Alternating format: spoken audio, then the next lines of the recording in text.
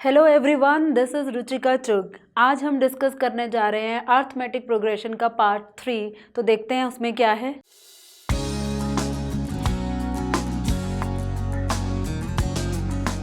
यहाँ हम डिस्कस करेंगे क्वेश्चन जो कि बेस्ड होंगे सम ऑफ अर्थमेटिक प्रोग्रेशन, जिसको और हम बोल सकते हैं सीरीज ऑफ अर्थमेटिक प्रोग्रेशन। आपको क्लियर हो चुका होगा, सीरीज का मतलब है जो हमारी अर्थमेटिक प्रोग्रेशन के जो डिफरेंट टर्म्स हैं जो कॉमा के फॉर्म में आपको दिखाई जाती है। अब उन्हीं टर्म्स का हमें क्या चाहिए, सम चाहिए। कहाँ पर? अर्थमेटिक प्रोग्रेशन के लिए। तो चलिए देखते हैं उसके क्या फॉर्मूलाज हैं और कैसे क्वेश्चन सॉल्व होंगे उसके लिए।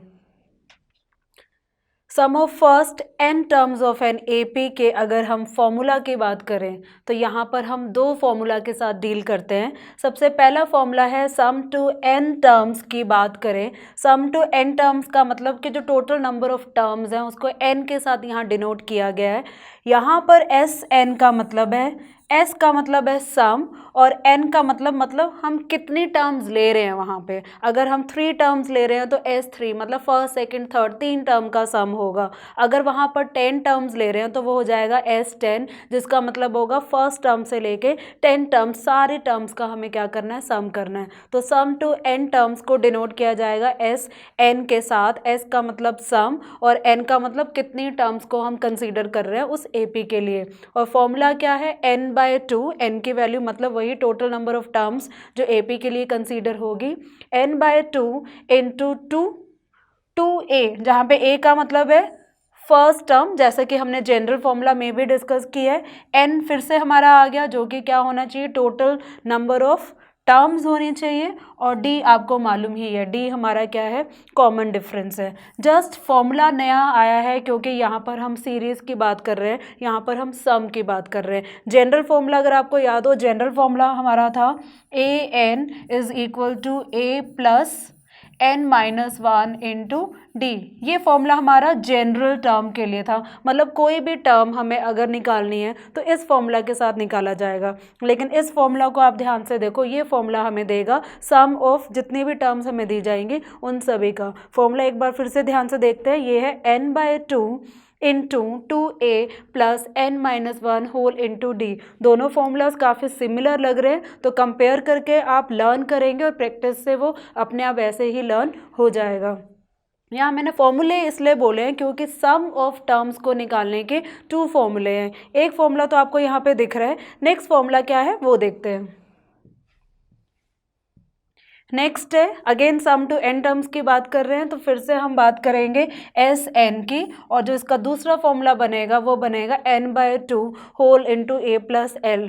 देखने से ये फॉर्मूला बहुत छोटा लग रहा है तो ये इजी भी होना चाहिए, इजी है भी, लेकिन ये फॉर्मूला हम कहाँ यूज़ करेंगे और जो पीछे वाला फॉर्मूला है वो कहाँ यूज़ करेंगे। सिंपल सी बात है, आपको क्लियरली दिख रहा है SN तो हो गया सम ऑफ n टर्म्स, n हो जाएंगे उसकी नंबर ऑफ टर्म्स, a हो जाएगा उसका फर्स्ट टर्म, और यहाँ पे a प्लस l, l का मतलब क्या है, लास्ट टर्म। तो ये आपके क्वेश्चन पे डिपेंड करता है कि अगर आपके AP में आपको लास्ट टर्म मालूम है या नहीं है।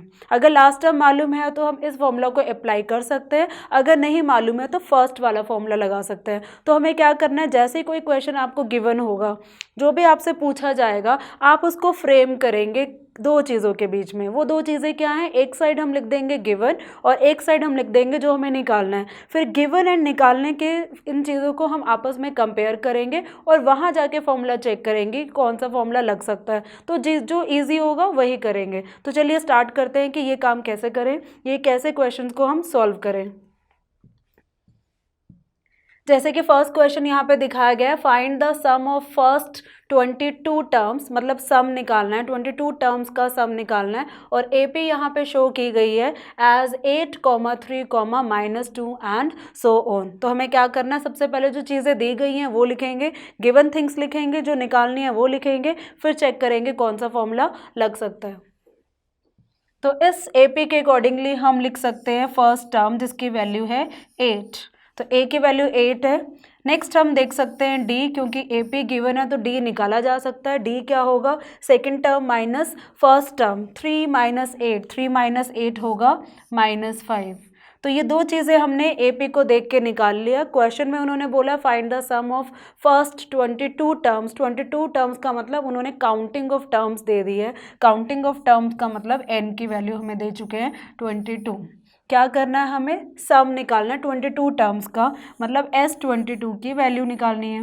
अब S22 की वैल्यू निकालने का मतलब हमारे पास दो फॉर्मूले हैं। अगर मैं फॉर्मूला यहाँ रफ पे लिखूँ, एक फॉर्मूला था SN is equal to n/2 into A plus L। ये फॉर्मूला हम तभी लगा सकते हैं जब हमें एपी में लास्ट टर्म विजिबल हो। लास्ट टर्म मतलब L विजिबल हो। क्या हमें इस एपी में लास्ट टर्म दिख रही है? नहीं दिख रही है, तो ये फॉर्मूला हम नहीं लगा सकते। तो हम क्या करेंगे, दूसरे फॉर्मूला की तरफ जाएंगे। दूसरा फॉर्मूला क्या है हमारा, SN मतलब S22 की अगर हम बात करें तो फॉर्मूला है n/2 into 2A plus n-1 into D। ये फॉर्मूला लगेगा, क्यों? क्योंकि लास्ट टर्म यहाँ पर नहीं है। अब हमें वैल्यूज पुट करनी है। S22 का मतलब n की वैल्यू 22 है, तो यहाँ n पे हम 22 रखेंगे अपॉन 2 इंटू 2 इंटू A की वैल्यू कितनी है, 8 है, प्लस n-1, n है यहाँ पे 22 और 22 माइनस 1 कितना होना चाहिए, 21 इंटू D की अगर हम बात करें, D है कॉमन डिफरेंस, वो कितना है -5। तो जो जो वैल्यूज़ हमें मालूम थी हमने पुट कर दिया। अब इसे आगे हम कैलकुलेट करते हैं। 22/2 आपको मालूम है 11, 2 इंटू 8 हो जाएगा 16, यहाँ पे 21 इंटू -5 करना है तो ये प्लस माइनस माइनस हो जाएगा। 5 1 ज़ा 5, 5 2 ज़ा 10, तो ये हो गया -105। आगे अगर इसे सॉल्व करें, 11 इंटू 16 माइनस 105, मतलब इन दोनों को माइनस करेंगे, प्लस माइनस माइनस, रफ में एक बार कैलकुलेट करते हैं। 105 सब्ट्रैक्ट करेंगे 16, 15 माइनस 6 9, 9 माइनस 1 8, 89। अब क्योंकि 105 हमारा बड़ा था, साइन यहाँ नेगेटिव आएगा। अब इस 89 मतलब -89 को अगर हम 11 से मल्टीप्लाई करें, 89 को अगर हम 11 से मल्टीप्लाई करें तो कितना आएगा, 89, 89, ये हो जाएगा 9, 8, 8 16 1 17 1, ये होगा 979। तो मल्टीप्लाई करें 89 को 11 से, हमें मिला 979, और ये माइनस ये प्लस हमें देगा -979। तो ये हमारा हो गया आंसर। मतलब इस एपी में अगर 22 टर्म्स आ जाती हैं, क्योंकि ये सीरीज़ जो है हमारी, ये जो लिस्ट है ये हमारी डिक्रीज़ हो रही है, तो आगे के नंबर हमारे नेगेटिव आएंगे। इन सारे नंबर्स को अगर हम प्लस करेंगे तो एक डिफ़िकल्ट टास्क हो जाएगा, बट हमारे पास ऐसा फॉर्मूला है एपी में जहाँ पे अप्लाई करके हम इजीली फॉर्मूला में डालकर वैल्यू निकाल सकते हैं, जो कि बनना चाहिए हमारा -979। तो चलिए कुछ और क्वेश्चन डिस्कस करते हैं ऐसे इसी फॉर्मूला के ऊपर। नेक्स्ट क्वेश्चन है how many terms. How many terms का मतलब यहाँ पे n की वैल्यू पूछी गई है। How many terms of the AP, AP यहाँ पर है 9, 17, 25 and so on, must be taken to give a sum of 636। Sum यहाँ पर गिवन है, एपी यहाँ पे गिवन है, जो सिर्फ बात उन्होंने पूछी है वो सिर्फ यही पूछा है कि n की वैल्यू क्या बनेगी। हाउ मेनी टर्म्स मतलब n की वैल्यू क्या होनी चाहिए। तो हम स्टार्ट करते हैं गिवन थिंग्स के साथ, और जो निकालना है उसके ऊपर फॉर्मूला देखते हैं। तो गिवन थिंग्स यहाँ पे क्या है, एपी गिवन है, तो एपी गिवन होने से a की वैल्यू हम ले सकते हैं 9, common difference d, common difference क्या होगा, second term minus first term, 17 minus 9, इसको अगर हम सब्ट्रैक्ट करें 17 माइनस 9 तो ये कितना होगा, ये होगा 8, क्योंकि बढ़ रहा है तो +8 होना चाहिए। और हमें गिवन है सम 636, SN की वैल्यू हमें गिवन है 636। निकालना क्या है, हमें n निकालना है।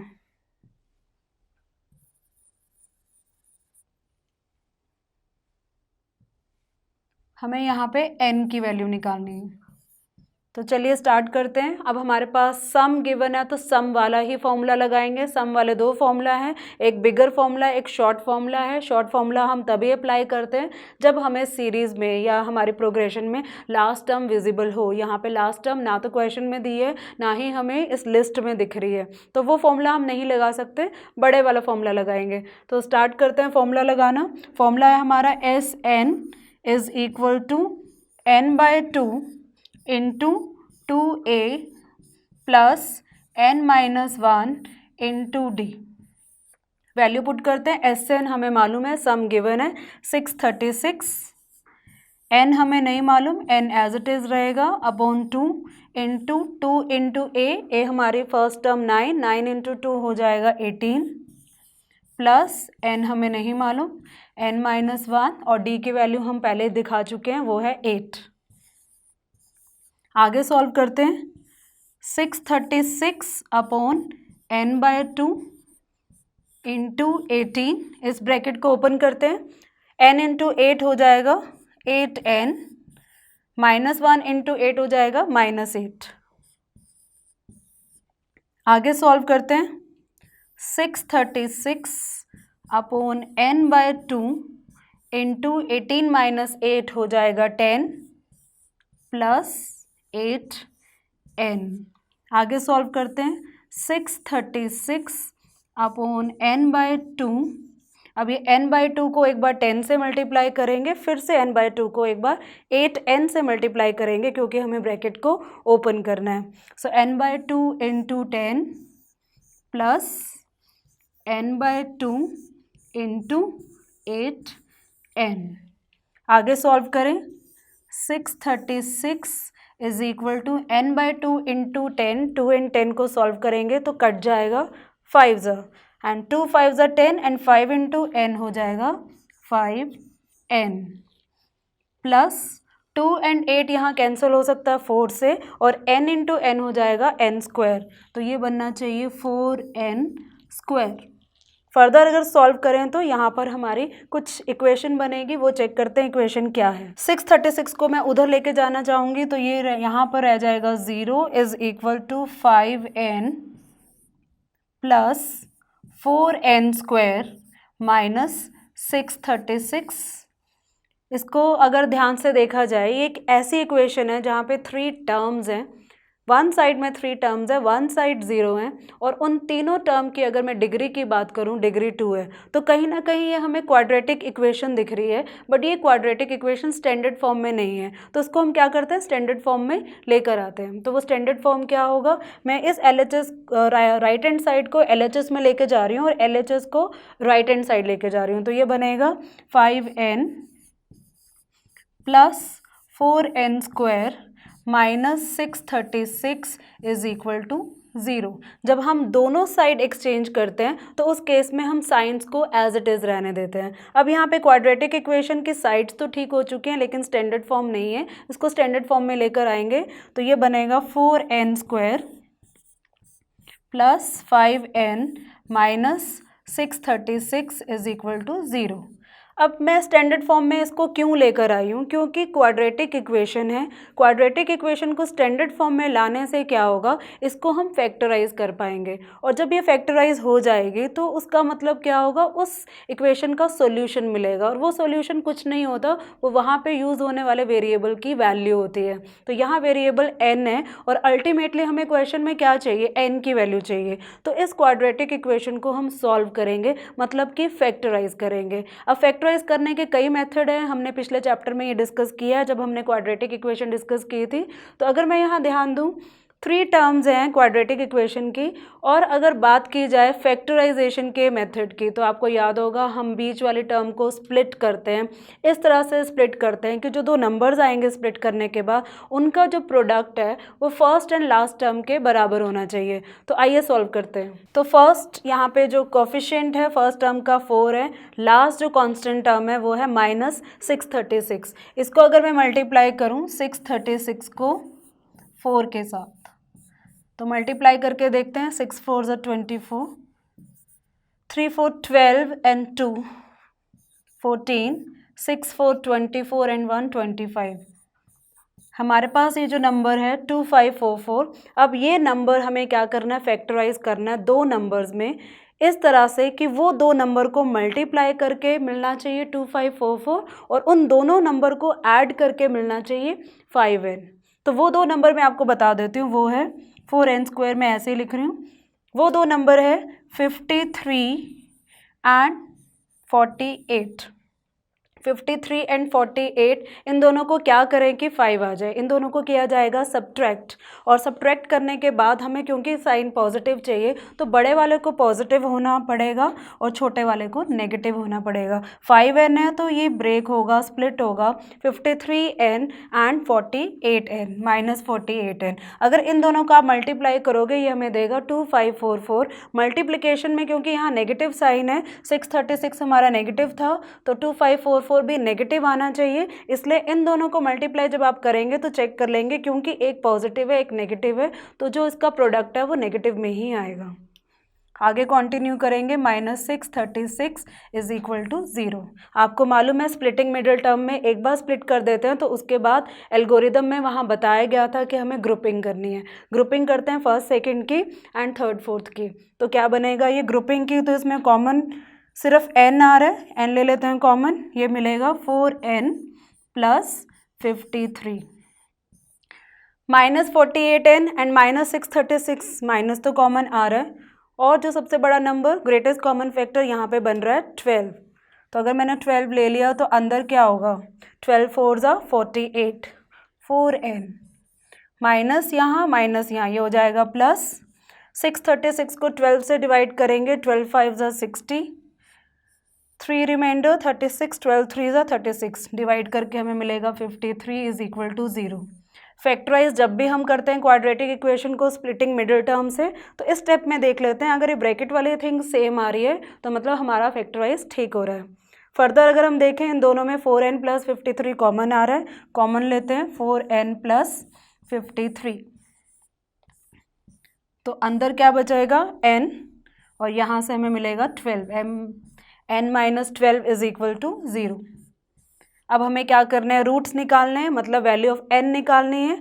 सेपरेट करेंगे दोनों ब्रैकेट्स को और फिर इक्वेट करेंगे 0 के साथ। फर्स्ट ब्रैकेट है 4n प्लस 53 इक्वेट करेंगे 0 के साथ, n माइनस 12 इक्वेट करेंगे 0 के साथ। इसमें अगर मैं n की वैल्यू निकालूं तो n की वैल्यू क्या होगी -53 अपॉन 4, और यहाँ n की वैल्यू निकालूं तो यहाँ n की वैल्यू होगी 12। Now you might be wondering कि n की यहाँ 2 वैल्यू आ रही है और इस क्वेश्चन में नंबर ऑफ टर्म्स अगर उन्होंने पूछा है तो n की वैल्यू हम ये लेंगे क्या ये लेंगे। अगर बात करें नंबर ऑफ टर्म्स क्या है, हमारे काउंटिंग नंबर्स हैं। काउंटिंग नंबर्स कभी नेगेटिव नहीं होते और काउंटिंग नंबर कभी फ्रैक्शन में भी नहीं होते, तो ये -53/4 तो पॉसिबल हो नहीं सकता, तो यहाँ पे हम शो कर देंगे नॉट पॉसिबल और ये हमारा फाइनल आंसर कंसीडर हो जाएगा। तो इस तरह से एपी की हेल्प से हमने क्या किया, जितनी भी सीरीज यहाँ पे जो एपी की बात कर रहे थे वहाँ पे टर्म्स गिवन नहीं थी और हम यहाँ पे टर्म्स को निकाल पाए हैं, लेकिन एक और कंसेप्ट की हेल्प लेके, और वो कंसेप्ट क्या था, क्वाड्रेटिक इक्वेशन को फैक्टराइज करने वाला। चलिए एक और क्वेश्चन देखते हैं और वहाँ देखते हैं कि क्या डिफरेंस है जो अभी तक हमने स्टडी किया with the same formula of sum of number of terms. Question 3, find the sum of the series. फिर से एक सिंपल सी सीरीज दी है, उसका सम निकालना है और सीरीज यहाँ पर है 34 plus 32 plus 30 plus so on till 10। यहाँ पे सीरीज बोला है इसलिए टर्म्स को प्लस के साथ दिखाया, अगर वो एपी बोलते हैं तो टर्म्स को कॉमा के साथ दिखाते हैं। ये डिफरेंस है जो हम पहले अपने फर्स्ट वीडियो में पढ़ चुके हैं। तो इस सीरीज का सम निकालना है। सम निकालने का फॉर्मूला हम पढ़ ही चुके हैं, 2 फॉर्मूला है। एक फॉर्मूला है SN is equal to n/2 into 2a plus n-1 into d. दूसरा फॉर्मूला है SN is equal to n/2 into a plus l। Second वाले फॉर्मूला की अगर मैं बात करूं तो वहाँ पर क्या चाहिए, SN is equal to n/2 into a plus l। First term चाहिए जो कि हमें यहाँ दिख रही है, लास्ट टर्म चाहिए वो भी हमें दिख रही है। डी की अगर हम बात करें तो डी तो यहाँ हमें नहीं चाहिए, तो डी हम यहाँ कैलकुलेट नहीं करेंगे। नंबर ऑफ टर्म्स हमें यहाँ कहीं नहीं दिख रही है, तो सेकेंड फॉर्मूला में सिर्फ कमी रह गई है नंबर ऑफ टर्म्स की। फर्स्ट फॉर्मूला की बात करें, फर्स्ट फॉर्मूला है SN is equal to n/2 into 2a plus n minus 1 into d, d भी हमारे पास है, a भी हमारे पास है, लेकिन फिर से नंबर ऑफ टर्म्स, मतलब बड़ा फॉर्मूला लगाओ तो भी नंबर ऑफ टर्म्स चाहिए, छोटा फॉर्मूला लगाओ तब भी नंबर ऑफ टर्म्स चाहिए। तो ऐसा करते हैं, छोटे वाला फॉर्मूला लगाते हैं और नंबर ऑफ टर्म्स को हम कैलकुलेट करेंगे अपने पुराने फॉर्मूला से। पुराना फॉर्मूला हमारा जनरल टर्म वाला फॉर्मूला जो कि था हमारा an is equal to a plus n minus 1 into d. तो ये क्वेश्चन होगा हमारा सम ऑफ सीरीज के सेकेंड फॉर्मूला के साथ साथ एक जनरल टर्म के फॉर्मूला को दोनों को साथ में यूज करके। तो स्टार्ट करते हैं इसका सॉल्यूशन। सबसे पहले मैं लिखूंगी जो यहाँ पे हमें गिवन है, क्योंकि हमें सीरीज गिवन है तो a की वैल्यू हम बता सकते हैं 34 है। d फिलहाल हमें नहीं चाहिए तो d की वैल्यू मैं यहाँ नहीं लिख रही हूँ। लास्ट टर्म चाहिए 10 जो कि हमें गिवन है 10। तो अगर फॉर्मूला में बात करूँ एस एन का फॉर्मूला क्या है, n/2 इंटू ए प्लस एल। ये फॉर्मूला मैं नहीं लगा पा रही क्योंकि n की वैल्यू नहीं है और n की वैल्यू जनरल टर्म से निकाली जाएगी। an is equal to a plus n minus 1 into d. यहाँ पर हमें d की रिक्वायरमेंट है तो d भी हम निकाल लेते हैं। d की वैल्यू क्या होगी, यहाँ पे d की वैल्यू होगी second term minus first term. Second term छोटी है, फर्स्ट टर्म बड़ी है, तो हमारा कॉमन डिफरेंस नेगेटिव आएगा। 32 माइनस 34 होगा -2। ये फॉर्मूला मैं क्यों लगा रही हूँ, क्योंकि इस फॉर्मूला से हमें n की वैल्यू मिलेगी जो कि हम इस फॉर्मूला में पुट करेंगे, क्योंकि अल्टीमेटली हमें सम चाहिए। an का मतलब हमारी लास्ट टर्म ली जा सकती है, लास्ट टर्म हमारी 10 है यहाँ पर, is equal to first term मतलब a की वैल्यू 34 प्लस n हम यहाँ निकालेंगे -1 और d है हम जो निकाल चुके हैं -2। 10 is equal to 34 -2 into n हो जाएगा -2n, -2 इंटू -1 हो जाएगा +2। फर्दर सॉल्व करें, 10 इज इक्वल टू 34 प्लस 2 हमें देगा 36 -2n। आगे से सॉल्व करें तो -2n को मैं इधर ले आती हूँ, ये हो जाएगा 2n। 36 को यहीं रहने देते हैं और ये 10 उधर जाएगा तो ये हो जाएगा -10। 2n is equal to 36 minus 10 हो जाएगा 26। तो यहाँ पर n की वैल्यू हो जाएगी 26/2 जो कि होनी चाहिए 13। तो इस जनरल टर्म से हमारे n की वैल्यू 13 आ चुकी है। अब इस n की वैल्यू को यहाँ पुट करेंगे, सम ऑफ सीरीज निकालना है, Sn हमें निकालना है। n की वैल्यू 13/2, फर्स्ट टर्म हमें मालूम है जो कि है 34 प्लस लास्ट टर्म सीरीज में देख सकते हैं 10। सो ये होना चाहिए 13/2, 34 प्लस 10 हो जाएगा 44। इसको हम यहाँ पे कट कर सकते हैं, 22 से ये कट हो जाएगा। फिर 13 को 22 से मल्टीप्लाई करेंगे, 13 2 26, 13 2 26 एंड 13 2 अगेन 26 एंड 2 28।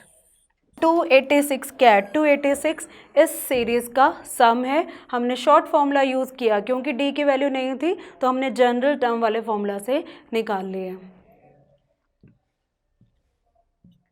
यहाँ पे फिर से मैं आपके सामने कुछ क्वेश्चंस लाई हूँ। ये क्वेश्चन फिर से आपके लिए पॉज करके आप इनको कैलकुलेट करके कमेंट सेक्शन में जाके इनके आंसर शो कर सकते हो, डाउट भी पूछ सकते हो। तो यहाँ पे मैं arithmetic progression class 10th maths का चैप्टर ख़त्म कर रही हूँ, जहाँ पर हमने डिस्कस किया कि एपी को कैसे फॉर्म करते हैं, कैसे प्रैक्टिकल लाइफ के साथ इसको रिलेट करते हैं, और अगर कोई क्वेश्चन आता है रियल लाइफ सिचुएशन का तो उसको कैसे ईजिली हम एपी के फॉर्मूला से सॉल्व कर सकते हैं, चाहे वो हमारा जनरल टर्म का फॉर्मूला हो, चाहे वो हमारा सम ऑफ सीरीज हो, बड़े वाला फॉर्मूला या छोटे वाला फॉर्मूला। तो ये थी बात हमारी अर्थमेटिक प्रोग्रेशन की। अगले वीडियो में डिस्कस करेंगे हम 10th क्लास का अगला चैप्टर।